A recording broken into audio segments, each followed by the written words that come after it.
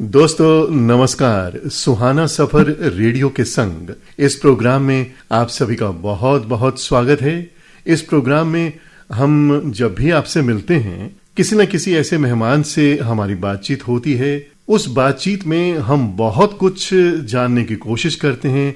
उस मेहमान की पर्सनैलिटी को हम उजागर करते हैं इस प्रोग्राम में, और इस सफर में हम साथ साथ उनके फेवरेट नंबर्स भी प्ले करते हैं। आज जो हमारे मेहमान हमारे साथ जुड़े हैं वो अपने सफर की ठंडी छांव में थोड़ी देर रुककर हमारे इस प्रोग्राम में अपनी बीती बातों को याद करेंगे, आज के वर्तमान को याद करेंगे और क्या क्या उन्होंने जीवन में हासिल किया है। इन तमाम बातों को लेकर आज का सुहाना सफर हम हमारे मेहमान के साथ बिताएंगे। तो चलिए मिलते हैं हमारे आज के मेहमान डॉक्टर मंजुश्री शर्मा से, जो हेल्थ इकोनॉमिस्ट हैं, मास्टर्स इन हॉस्पिटल मैनेजमेंट हैं, मेडिकल ऑफिसर रही हैं हरियाणा में, एक्सपर्ट हैं, स्पीकर हैं, कम्युनिकेटर हैं। खुद मंजू जी हमें बताएंगे इस प्रोग्राम में। और सबसे बड़ी बात है कि इन सभी बातों के साथ साथ मंजू जी शेरो शायरी भी करती हैं, लिखती भी हैं। खैर, इन सब बातों के बारे में हम बातें करते रहेंगे। सबसे पहले सुहाना सफर में हम आज के मेहमान का स्वागत तो कर लें। तो डॉक्टर मंजुश्री शर्मा हमारे साथ स्टूडियो में मौजूद हैं प्रोग्राम सुहाना सफर रेडियो के संग। तो डॉक्टर मंजुश्री शर्मा, प्रोग्राम में आपका बहुत बहुत स्वागत है। धन्यवाद, बहुत बहुत धन्यवाद। आज के इस प्रोग्राम में आकर, रेडियो के इस प्रोग्राम में आकर आकाशवाणी चंडीगढ़ के साथ आपको कैसा लग रहा है? बहुत अच्छा लग रहा है। कभी नहीं सोचा था अपने जिंदगी के सफर में डॉक्टरी, पढ़ाई, पढ़ाना कि कभी यहाँ पर भी मैं बैठ सकूंगी। तो इसके लिए आपका बहुत बहुत धन्यवाद। और वैसे आपको लोगों से बतियाना, लेक्चर देना, ये तो आपके लिए कोई नई बात नहीं होगी। जी नहीं, ये तो मेरे लिए बहुत। रेडियो के माइक पर जैसा कि आपने कहा कि पहली बार आप जुड़ रही हैं, तो आपको क्या महसूस हो रहा है जब आकाशवाणी चंडीगढ़ ने आपको निमंत्रण दिया यहाँ आने का? तो आपको कैसा लग रहा था? ये एक बहुत ही नॉवल एक्सपीरियंस रहा मेरे लिए जब आपने मुझे फ़ोन करके कहा कि ऑल इंडिया रेडियो मुझसे यहाँ पर मेरी ज़िंदगी और मेरी शैली प्लस मेरे जो एक्सपीरियंस है उसके बारे में बात करना चाहेगी। क्योंकि आज तक मैंने जिन लोगों से बात की है वो मेरे सामने थे रूबरू रहकर, बट आज मैं उन लोगों के साथ बात कर रही हूँ जो मेरे सामने नहीं है पर वो मुझे सुन सकते हैं। ये एक बहुत ही एक्साइटिंग एडवेंचर रहेगा मेरे लिए। बिल्कुल, आप सही कहा मंजू जी आपने। इस समय मैं आपके सामने हूँ और तमाम सुनने वाले रेडियो के माध्यम से आपको आज वो सुनेंगे।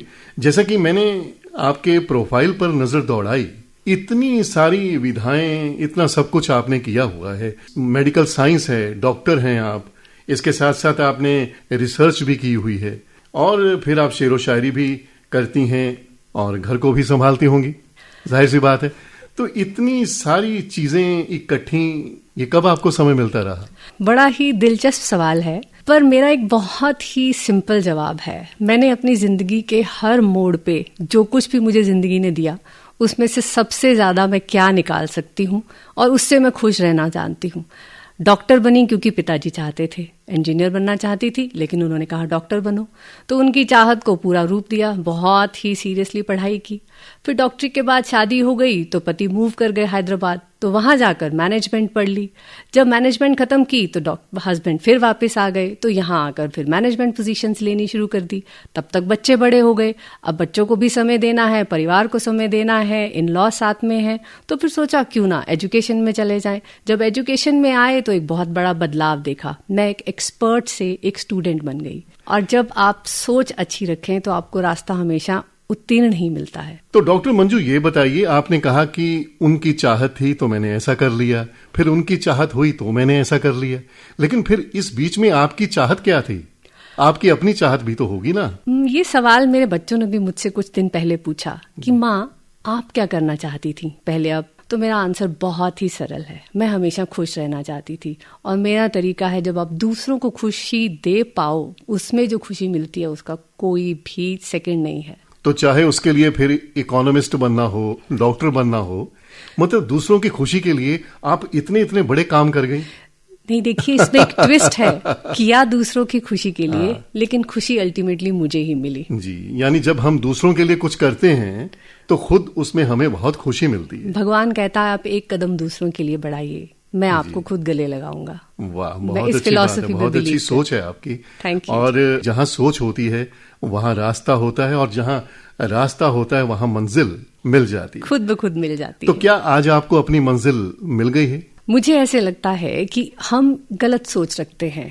मंजिल कुछ भी नहीं है। मंजिल तो हम सबको मालूम है कि हमें एक दिन खाक में मिल जाना है, चलते जाना। जरूरी रास्ता है, और उस रास्ते में हम कितनी खुशियां बांट सके और बटोर सके वो ज्यादा जरूरी है जी। यही मेरी जीवन शैली रही है, यही रहेगी। खुशी बांटना सीखिए, अपने आप खुशी आपके पास पहुंच जाएगी। और खुशी के लिए जब आप काम करना शुरू करते हैं, बांटनी शुरू करते हैं, तो मुझे लगता है मंजू जी उसी दिन से खुशी आपके दरवाजे पर खुशी खुशी से वो अंदर दाखिल हो जाती है। बिल्कुल सही, जी, जी। बिल्कुल सही। मुझे ये बताइए कि ये सब करने की शुरुआत कहाँ से हुई? क्या जिंदगी के किसी मोड़ पर आपको लगा कि नहीं मुझे ये करना है, और आप कर नहीं पाई?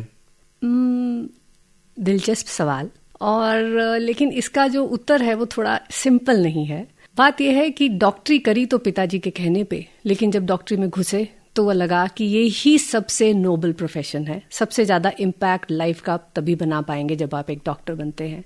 पर डॉक्टरी करते करते शादी हो गई। शादी के बाद ये रियलाइज हुआ कि परिवार को देखना सबसे जरूरी है। मैनेजमेंट में आई, पीएचडी की, और अब ऐसा लगता है कि जितना ज्यादा हम as being a doctor, as being an economist, as being a management expert, मैं जितना ज्यादा शोध करके आसपास इस नॉलेज को भी डिस्ट्रीब्यूट कर सकूं, वही एक सबसे बड़ा मेरे लिए, अब मेरा शौक भी वही हो गया और मेरा पेशा भी वही है।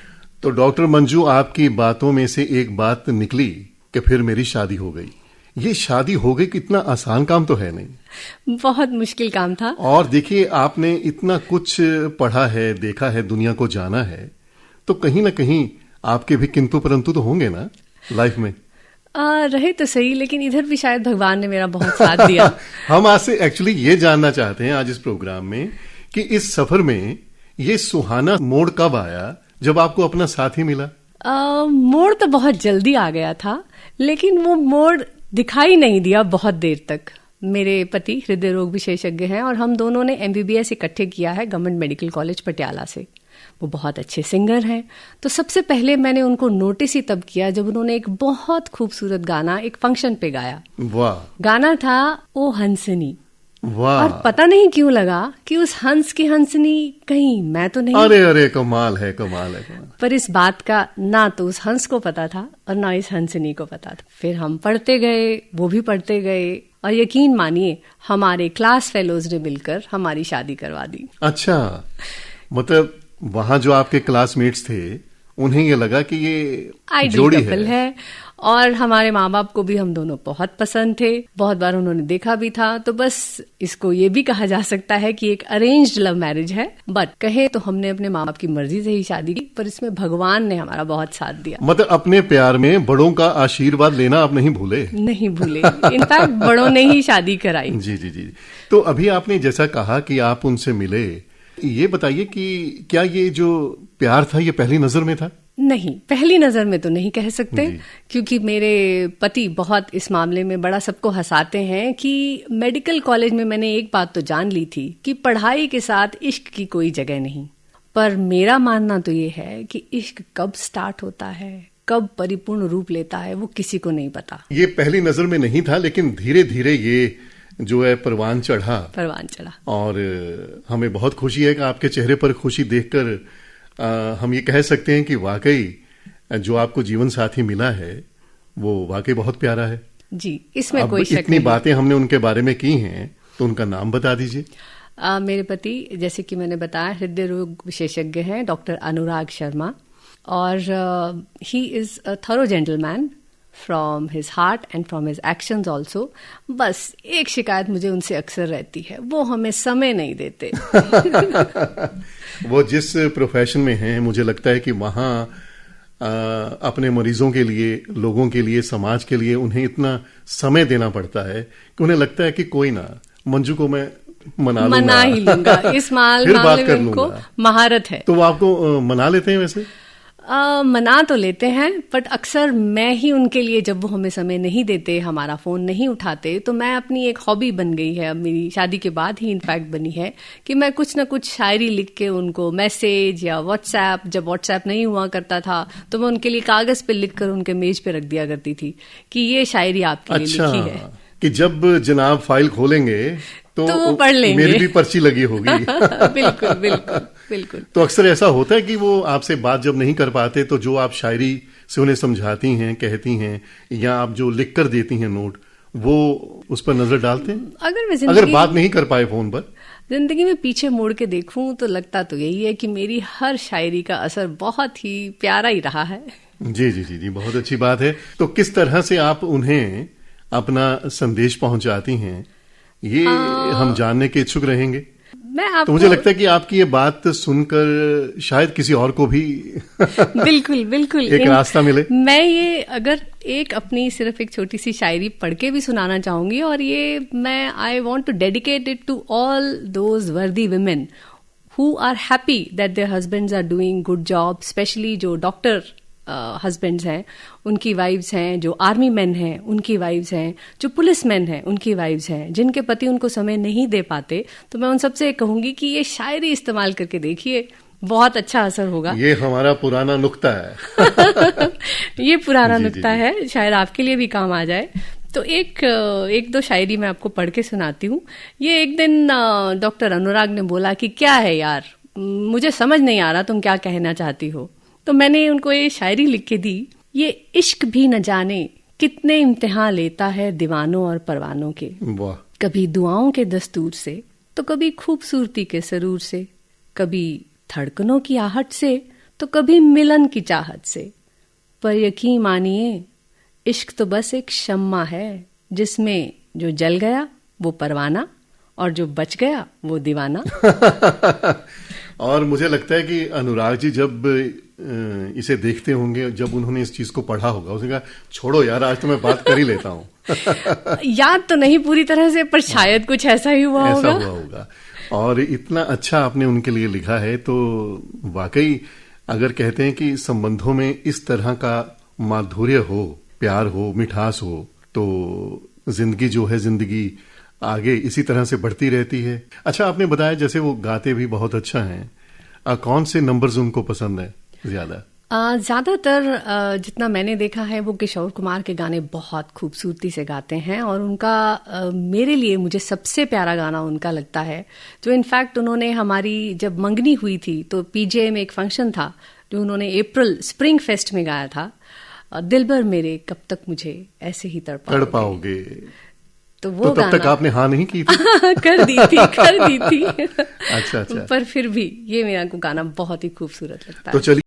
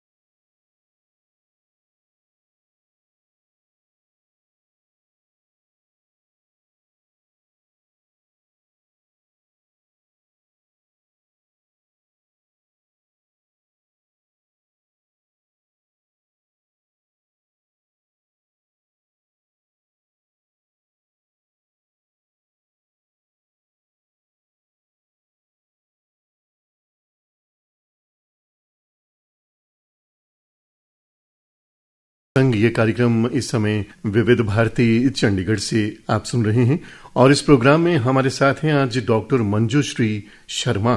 तो डॉक्टर मंजुश्री, हम शुरू हुए थे आपके सफर में और धीरे धीरे करते करते वहां पहुंचे जहां आपको अपना साथी मिला और आज ये साथी आपका हम सफर बनकर आपके साथ साथ है।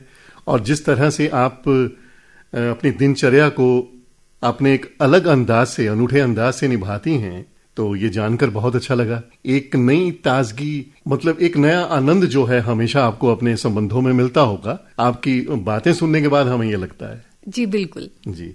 जैसे कि मैंने पहले भी कहा था कि आपके प्रोफाइल में बहुत सारी बातें हैं, तो हेल्थ इकोनॉमिस्ट के बारे में जानना चाहेंगे। आप किस तरह से हेल्थ इकोनॉमिस्ट बनी, इसके बारे में भी हम जानना चाहेंगे। मैंने अपनी जिंदगी की प्रोफेशनल शुरुआत 1994 में की, जब मैंने हरियाणा सिविल मेडिकल सर्विसेज को ज्वाइन किया एज ए मेडिकल ऑफिसर। 13 साल सरकार के स्वास्थ्य विभाग में काम किया, तो बहुत सी चीजें देखने को मिली। फिर मैनेजमेंट की स्टडी के बाद जब मैं यहाँ पर वापस आई तो पंजाब यूनिवर्सिटी में मुझे पीएचडी करने का मौका मिला। गलती कहाँ होती है? गलती तब होती है जब हम एक व्यक्ति विशेष के लेवल पर ही सिर्फ सोचते हैं, जबकि हमें राष्ट्र के दृष्टिकोण से देखना है। 100 रुपया या तो हम एक मरीज के ऊपर ही लगा सकते हैं या हम 10 मरीजों को 10-10 रुपया दे सकते हैं। एक हेल्थ इकोनॉमिस्ट एक कॉस्ट बेनिफिट एनालिसिस करके या कॉस्ट यूटिलिटी एनालिसिस करके ये जान पाता है कि जिन देशों के पास कम पैसा है, कम डॉक्टर हैं, कम नर्सें हैं, कम अस्पताल हैं, तो वो अपना स्वास्थ्य के ऊपर पैसा कहाँ लगाएं। कौन सी ऐसी चीज है कि वो अपने पूरे राष्ट्र के स्वास्थ्य के स्तर को ऊपर लेके जा सकें। जो भी उनके पास लिमिटेड सोर्सेज हैं, उनसे कैसे अनलिमिटेड फायदा उठाया जा सकता है। एग्जैक्टली। जो लिमिटेड रिसोर्सेज हैं वो हम एक सच्चाई मानकर चलें। हम एक डेवलपिंग नेशन है, ये हमारी सच्चाई है। तो इस सच्चाई को आंखें बंद करने से हम मिटा नहीं सकते, बट उन लिमिटेड रिसोर्सेज को कैसे हम अपनी अनलिमिटेड डिमांड्स को पूरी कर सकते हैं। पूरी तो नहीं कर सकते, पर जितना भी फायदा उठा सकते हैं।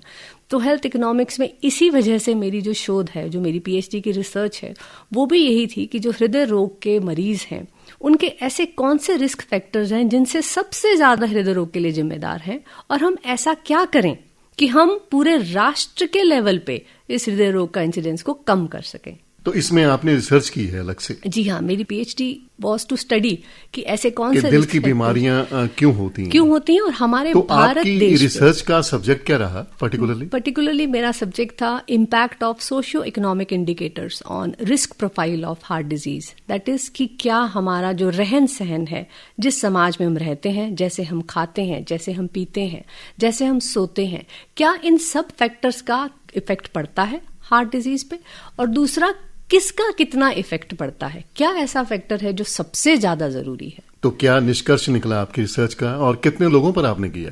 मेरे जो सैंपल था, मैंने 2000 लोगों के ऊपर ये स्टडी की। उसमें से 600 मरीज थे और बाकी के लोग ऐसे थे जिनको हार्ट डिजीज नहीं थी। तो मैंने एक कंपैरेटिव स्टडी की थी ये देखने के लिए कि कौन सा ऐसा रिस्क फैक्टर है जो मरीजों में है और बाकियों में नहीं है।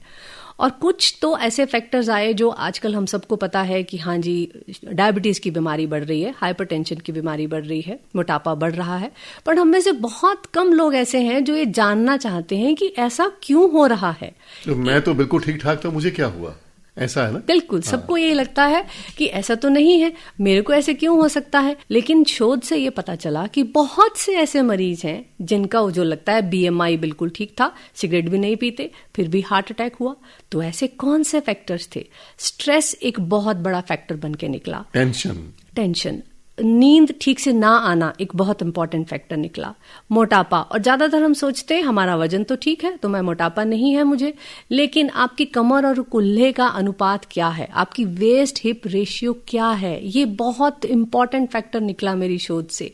हमने अपने देश में देखा है, खासकर औरतों में कुल्हे और कमर की मोटाई कितनी है और उनका आपस में रेशियो कितना है।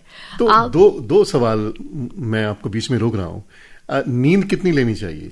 नींद, जो रिसर्च ये कहती है कि कम से कम 6 घंटे की नींद जरूरी है, लेकिन सिर्फ क्वांटिटी इंपॉर्टेंट नहीं है, क्वालिटी इज मोर इम्पॉर्टेंट। और आप यकीन मानिए, मेरी शोध से निकल के आया कि जो मरीज हैं उनमें से ज्यादातर लोग स्नोर करते थे। अब ये स्नोरिंग को हम हमारे देश में तो इसको बस एक जोक बनाकर छोड़ दिया जाता है, बट ये एक बहुत इंपॉर्टेंट हेल्थ इंडिकेटर है।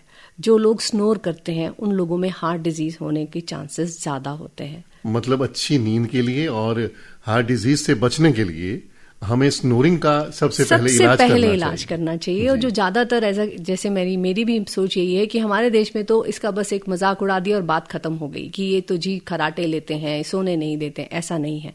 हर स्नोरिंग का एक कारण होता है। ओबेसिटी हो सकता है, जेनिटल मालफॉर्मेशन हो सकती है, आपकी नाक के अंदर ऑब्स्ट्रक्शन हो सकती है, या और भी जैसे कि आजकल चेस्ट स्पेशलिस्ट हैं वो भी इस चीज़ को बहुत ज़्यादा तवज्जो दे रहे हैं कि ऑब्स्ट्रक्टिव स्लीप एप्निया, कि आपकी रात को जब नींद हड़बड़ा के उठते हैं, हड़बड़ा कर उठते हैं, ये एक बहुत इंपॉर्टेंट रिस्क फैक्टर है हार्ट डिजीज का। मतलब कहीं तालमेल में कमी रहती है, तालमेल में कमी और वो क्वालिटी की नींद नहीं आती। इसी पे आपने रिसर्च की? इसी पे रिसर्च की है। और यंग लोगों में तो खास करके आईटी प्रोफेशनल्स हैं, उनमें भी ये निकल कर आया कि वो रात को नहीं सोते, दिन में सोते हैं।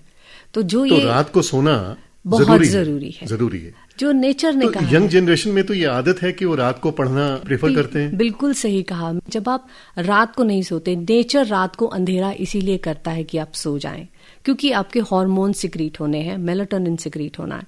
जब हम रात को सोते नहीं हैं तो वो हार्मोन की सिक्रीशन को आप डिस्टर्ब करते हैं, आपके हैप्पीनेस हार्मोन्स कम होते हैं, शरीर में इंसुलिन की रेजिस्टेंस बढ़ती है, मोटापा बढ़ता है, शुगर होने के चांसेस बढ़ जाते हैं, ब्लड प्रेशर होने के चांसेस बढ़ जाते हैं, और अल्टीमेटली हार्ट डिजीज के चांसेस बढ़ जाते हैं। यानी जो नेचर का सर्कल है, आप उसमें जो बाधा डालते हैं उसी कारण ये प्रॉब्लम्स होती हैं। बिल्कुल। और अल्टीमेटली फिर वो दिल अपने दिल पे ले लेता है। सर्कैडियन रिदम हम बोलते हैं। हम अपनी बॉडी की सर्कैडियन रिदम को जब डिस्टर्ब करते हैं तो वो बहुत सी बीमारियों को, it results in a lot of diseases. तो ये जो आपकी रिसर्च है आज क्लिनिक्स में पहुंचती है या हॉस्पिटल्स में यूज की जा रही है? बिल्कुल। या अनुराग शर्मा जी यूज कर रहे हैं कि नहीं? बिल्कुल। वो उन्होंने मेरे को इस रिसर्च में बहुत साथ दिया।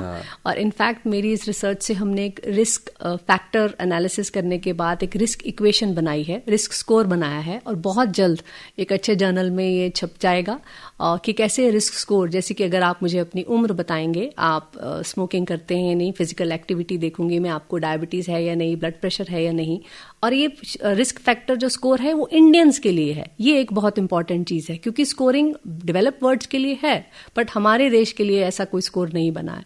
तो हम ये स्कोर बना रहे हैं और हम पेशेंट को उसकी हिस्ट्री लेने के बाद बता सकते हैं कि आप में हार्ट डिजीज होने की प्रोबेबिलिटी ज्यादा है, तो आप ज्यादा ध्यान रखिए। बहुत अच्छी बात है कि समय रहते किसी को ये पता चल जाए बिल्कुल कि इसे ये होने वाला है, संभावना है, तो उस संभावना को लेकर काम किया जा सकता है, उसे बचाया जा सकता है। बिल्कुल। तो आप समाज के लिए एक असेट हैं, मैं तो ये कहूंगा कि धन्यवाद। आप बट ये मेरा इस तरह से अगर हम समाज के लिए सोचें, मुझे लगता है, क्योंकि हम प्रोफेशनल लाइफ में बहुत कुछ हासिल कर लेते हैं, लेकिन अल्टीमेटली मुझे लगता है कि हमें सेटिस्फेक्शन तब मिलती है जब हम अपने समाज के लिए कुछ करते हैं। बिल्कुल। और आपकी बातों को सुनकर मुझे लगता है कि आप समाज के साथ बहुत जुड़ी हुई हैं, चाहे अपने सब्जेक्ट के जरिए। बिल्कुल। अच्छा, ये बताइए मंजू जी, अनुराग जी ने आपके रिसर्च में इतना आपको हेल्प की, क्या आप दोनों डॉक्टर हैं तो आप भी उनके काम में हेल्प करती हैं? कभी डिस्कस होता है टेबल पे बैठ के? काफी होता है। या जो काम है उसे बाहर छोड़ के फिर घर तो घर है? नहीं, हम दोनों ही एक दूसरे को, चाहे वो पर्सनल लाइफ हो चाहे प्रोफेशनल लाइफ हो, ये मैं भगवान की दया ही मानूंगी अपने ऊपर कि हम एक दूसरे को काफ़ी एडवाइस देते हैं। इनफैक्ट हम सुबह जब भी मॉर्निंग वॉक पे जाते हैं तो हम एक दूसरे से ज़रूर शेयर करते हैं कि हमें क्या इश्यूज आ रहे हैं अपनी अपनी प्रोफेशनल लाइफ में, और एक दूसरे को बताने की बहुत कोशिश करते हैं कि ये किया जा सकता था। उन्होंने मेरी PhD रिसर्च हो, चाहे मेरी मेडिकल एजुकेशन हो, चाहे मेरा मैनेजमेंट एक्सपीरियंस हो, बहुत हेल्प की है। और जब डॉक्टर साहब MD कर रहे थे, जब वो DM कर रहे थे, जब वो सीनियर रेजिडेंट थे, उन्होंने MD और DM दोनों PGI से की है, और आपको तो पता है PGI में कितना डिफिकल्ट है। बहुत मेहनत है। बिल्कुल बिल्कुल सही कहा आपने। बहुत मजा आ रहा है आपसे बातें करते हुए, बहुत कुछ सीखने को मिल रहा है। धन्यवाद। As a professional, as a अपने हम सफर के साथ कैसे वक्त बिताना है, किस तरह से मनाना है, शिकायतों को किस तरह से दूर करना है, एक दूसरे को किस तरह से जानना है, समझना है, यही तो है सुहाना सफर, चाहे जिंदगी का हो या प्रोफेशनल लाइफ का। अच्छा डॉक्टर, मेरे जब आप डॉक्टर अनुराग के बारे में बता रही थी तो मेरे दिमाग में एक सवाल आया कि अक्सर ये कहा जाता है कि जब आप जोड़ी कोई बनाएं तो ये देखें कि सेम फील्ड के लोग नहीं होने चाहिए। हालांकि इस तरह की जोड़ियां बहुत हैं, कामयाब जोड़ियां। मैं आपसे जानना चाहता हूं कि क्या सेम फील्ड का हमसफर ये फायदे वाली बात है या कहीं कहीं आपको लगता है सवाल जितना सीधा है उतना ही ये टेढ़ा है। पर मेरे ख्याल से दिलों का मिलना सबसे ज्यादा जरूरी है। बहुत खूब, बहुत खूब। पेशा कोई भी हो। हाँ, मेरे एक्सपीरियंस में देखा गया है कि डॉक्टर्स यूजुअली प्रेफर करते हैं कि उनके साथ उनका जो पार्टनर हो वो डॉक्टर ही हो, क्योंकि जैसे आपने भी देखा होगा, आपने पीजीआई के डॉक्टर से भी बात की है, ये जिंदगी बहुत मुश्किल है डॉक्टर्स की। वो समय नहीं दे पाते एक दूसरे को, वो समय परिवार को नहीं दे पाते। हाँ, नहीं तो वो शिकायतें दूर करते रह जाएंगे। बिल्कुल। और वो बच्चों की परवरिश में भी अगर एक डॉक्टर बिजी है तो वो कोई भी हिस्सेदारी नहीं कर पाता है। तो एक अगर डॉक्टर पार्टनर है तो वो बेटर समझ पाता है। बट फिर अल्टीमेटली यही आता है कि अगर दिल ना मिले तो कोई बात ना बनी। तो दिलों का मिलना बहुत जरूरी है। तो यहाँ दिल से दिल मिला है और हमारी दुआएं हैं आपके साथ कि इसी तरह से ये दिल जो है जमा रहे, खुश रहे, आबाद रहे। धन्यवाद। बट ऐसा नहीं है कि शिकायतें नहीं होती। नहीं, शिकायतें, जहां प्यार है वहां तकरार होती है, शिकायतें भी होती हैं। बट उस तकरार को दूर करने के लिए अच्छा, कभी कभी डॉक्टर मंजू विचारों में कभी कभी तलखी भी आती है? जरूर आती है। जब आप ज्यादा पढ़े लिखे होते हैं तो फिर दृष्टिकोण एग्जैक्टली लॉजिकल दृष्टिकोण कई बार बहुत अलग हो जाते हैं। हमारा एक दृष्टिकोण जो मुझे पहले लगता था कि बहुत अलग है, वो था बच्चों को परवरिश कैसे करनी चाहिए। डॉक्टर अनुराग को लगता था कि बहुत स्ट्रिक्ट रहना चाहिए और मुझ में ऐसे लगता था कि ममता तो बस ममता है। तो एक समय आया जब हमें मेरा बेटा, उसने एक दिन ऐसे मुझसे एक सवाल पूछा कि माँ, पापा आप जैसे क्यों नहीं है? वाह। उसका जवाब फिर से एक शायरी से ही दिया था। तो अगर आप मुझे अलाउ करें तो मैं आपको पढ़ के बताऊं। बिल्कुल बिल्कुल। अच्छा, जो सवाल आपके बेटे ने किया था तो उसका जवाब आपने शायरी के साथ दिया? जी हाँ। क्या बात है। सवाल उसका ये था कि माँ, पापा आपके जैसे क्यों नहीं है? तो मैंने उसको तब कोई जवाब नहीं दिया। मैंने उसको कमरे में भेज दिया और एक अच्छा सा खाना बनाकर उसको खिलाया और उसके बाद में उसके कमरे में जाके उसको ये पढ़ के सुनाया।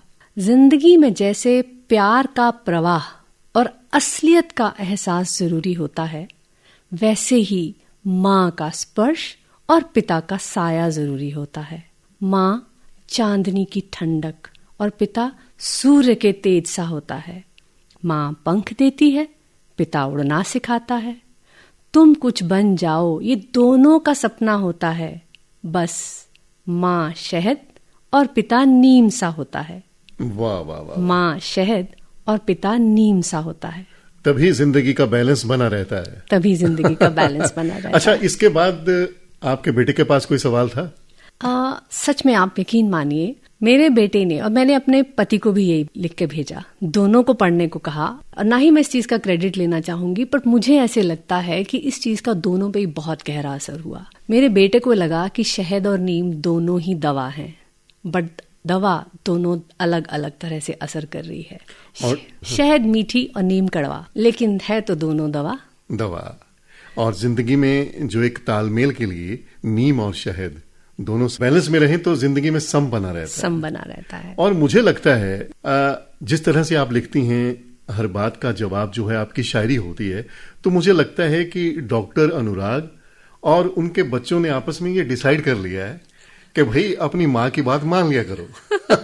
नहीं तो वो शायरी से समझाएंगे आपको। कहीं ना कहीं ये मुझे लगता है बिल्कुल सच है। मेरे बच्चे अब हंसने लग गए हैं कि माँ, पापा से आपकी लड़ाई कब होगी? तो मैं पूछती हूँ क्यों? बोले क्योंकि फिर आप एक बहुत प्यारी सी शायरी लिखेंगी ना उसके बाद। मतलब वहां इंतजार किया जाता है, मौका ढूंढा जाता है कि कब मंजू जी कोई अच्छी शायरी लिखे। तो उसके लिए एक माहौल चाहिए। यानी आपकी जो शायरी है वो इंस्टेंट कॉफी की तरह है ना? कह सकते हैं कि जैसे ही सामने कोई मौका आया, कोई ऐसी परिस्थिति आई, आपने फौरन मैं लिखना शुरू करती हूँ। तो उस वक्त आपके पास क्या वो पैड पे लिखती, नोट पैड पे लिख लेती? मैं नोट पैड पे लिखती हूँ हमेशा। मैं अपने पर्स के अंदर एक नोट पैड और पेन जरूर रखती हूँ। मैं अपना चाहे पैसे घर से भूल जाऊं, लेकिन एक नोट पैड और पेन जरूर रखती हूँ। ये वैसे भी हैबिट बहुत अच्छी है। ना जाने किस मोड़ पर हमें क्या कोई अच्छी चीज सुनने को, देखने को मिल जाए। बिल्कुल। ऐसा कोई हमारे थॉट आ जाए, वो फिर कभी नहीं आएगा। उससे अच्छा आ सकता है उससे कम अच्छा आ सकता है, लेकिन वैसा नहीं आ सकता। तो उसके लिए बेस्ट ये हमारे पास ऑप्शन होती है कि हम अपने पॉकेट में, अपने बैग में, अपने पर्स में एक अच्छा सा नोट पैड रखें और उसे नोट कर लें। ये उसी का नतीजा है। बिल्कुल, ये उसी का नतीजा है। तो मेरा तो जितना भी दिल है वो शायरी में ही खुश हो जाता है। तो मैंने उनके लिए क्या लिखा, उनके दवा खाने में किसी ने हमसे पूछा कि मर्ज क्या है, क्या बताएं उन्हें कि दिल वहां और दर्द यहाँ है। हमने जब उनसे पूछा कि इस दर्द की दवा कहाँ है, वो मुस्कुरा कर बोले कि दर्द वहां और दुआ यहाँ है। बहुत खूब लिखा आपने। और वही बात होगी कि उन्होंने सब काम छोड़ के इसे पढ़ लिया होगा या नहीं, ऐसा कुछ नहीं। उन्होंने पहले अपनी पूरी ओपीडी खत्म की, फिर 9:30 बजे आकर जब ये मैसेज पढ़ा तो बस हंस दिया। और मुझे लगता है कि चाहे वो बात कर पाए ना कर पाए, आपकी शायरी पढ़ने के बाद उनको एक नई ताजगी मिलती होगी, एक मुस्कुराहट आती होगी बकायदा, और सारी थकान उतर जाती होगी। सोच तो यही है। हाँ। भगवान करे यही होता हो। हाँ। तो डॉक्टर मंजूश्री शर्मा, आप हमारे प्रोग्राम सुहाना सफर रेडियो के संग में आई, आपने इतनी अच्छी बातें बताई, बहुत मजा आया। आपको कैसा लगा? बहुत अच्छा लगा। ऐसे लगा कि जैसे मैंने अपनी जिंदगी की किताब सब श्रोताओं के सामने खोल कर रख दी। अच्छा। धन्यवाद। और हमारी दुआएं आपके साथ हैं, आपके परिवार के साथ हैं। तो दोस्तों, ये तो था सुहाना सफर रेडियो के संग कार्यक्रम। इस प्रोग्राम में आज हमारे साथ जुड़ी health economist, masters in hospital management और मैनेजमेंट लेवल पर सीनियर पदों पर कार्य करने वाली health expert doctor Manjushree Sharma. अब आज का ये कार्यक्रम समाप्त होता है। अब अपने साथी अनिल पुंज को दीजिए अनुमति। नमस्कार।